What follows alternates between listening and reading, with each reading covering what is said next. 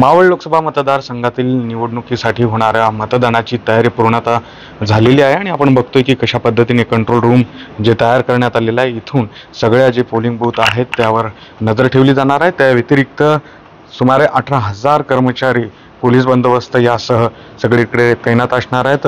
25 लाखाहून अधिक मतदार जे आहेत ते आपल्या मतदानाचा हक्क बजावतील। याशिवाय आणखी काय तयारी करण्यात आलेली आहे आपल्यासोबत निवडणूक निर्णय अधिकारी आहेत, आपण त्यांच्याकडनं जाणून घेऊया।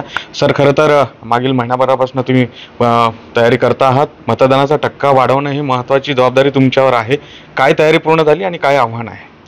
आज अपनी सर्व पोलिंग पार्टी डिस्पॅच झालेली आहे आणि लवकरात ते पोलिंग स्टेशनवर पोहोचणार आहे। मोठ्या प्रमाणात आपण सर्व पोलिंग स्टेशन्सवर सुव्यवस्था दिलेली आहे, पाण्याची व्यवस्था वगैरे दिलेली आहे।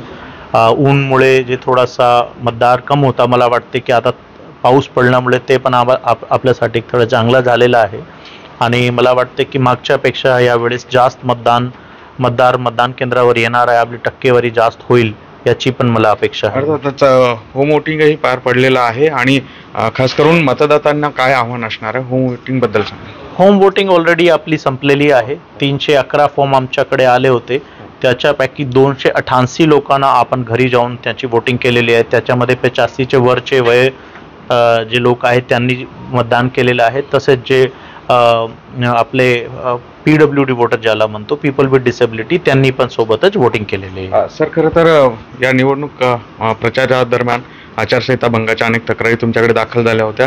नेमका किती मुद्देमाल जप्त करण्यात आलाय, काय काय होतं त्याच्यामध्ये आणि कोणाविरुद्ध सक्त कारवाई करण्यात आली? जवळपास आपल्याकडे 1.5 कोटी कॅश सापडण्यात आलेला आहे आणि 2 कोटीचं गोल्ड सापडण्यात आलेलं आहे। तसेच लिकर वगैरे जे आहे, असा टोटल मिळून 4 कोटीचे जवळपास आपण मुद्देमाल जप्त केलेला आहे आणि सी विजिलवर जेवढी आपल्याकडे कंप्लेंट होती, आपण 100 मीटरच्या आत त्याचं निराकरण केलेलं आहे आणि सर पॉलिटिकल पार्टीज कॅन्डिडेटला सूचना दिलेली आहे की आचारसंहिताचा कुठलाही भंग होऊ नये आणि नाहीतर नाईलाज आम्हाला त्याच्यावर कारवाई करावी लागेल। अर्थातच हे होतं निवडणूक विभागाचे निवडणूक निर्णय अधिकारी ज्यांनी पूर्णतः तयारी केलेली आहे। लोकशाही बळकट करण्यासाठी आता नागरिकांनी पुढे येऊन मतदानाचा हक्क बजवावा, यासाठीचं हे आव्हान होतं। पुढील सुरज गोविंद वाकडे, न्यूज 18 लोकमत, मावळ।